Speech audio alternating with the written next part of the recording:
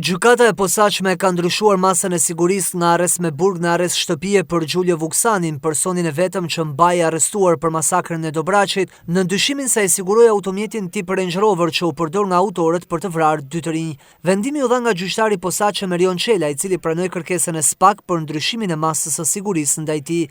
Vuksani u arrestua nëntorin e vitit kaluar me urdhër të prokurores Elida Kaçkini si person i përfshirë në masakrën e Dobraçit, ku u ekzekutuan Arlind Bushati dhe Hamza Lici, si dhe humbën jetën çifti bashkëshortëve Bashkim dhe Flutura Basha. Ngjarja e rëndë u shënua në 30 tetor të vitit 2024 në zonën e Dobraçit, ku persona ende të pa identifikuar qelluan nga një automjet drejt makinës ku udhtonin 2 të rinjt, Hamza Lici dhe Arlind Bushati. Nga breshëria plumbave, automjeti ku udhtonin 2 viktimat humbi kontrollin, përpasi u përplas me një motor ku udhtonin Flutura dhe Bashkim Basha, të cilët mbeten edhe këta të 2 viktima. Në automjetin e 2 të rinjve dyshohet se ndollej edhe një person i tretë i ulur në seditin e pasme, por prokuroria nuk ka folur zyrtarisht mbi këtë dyshim.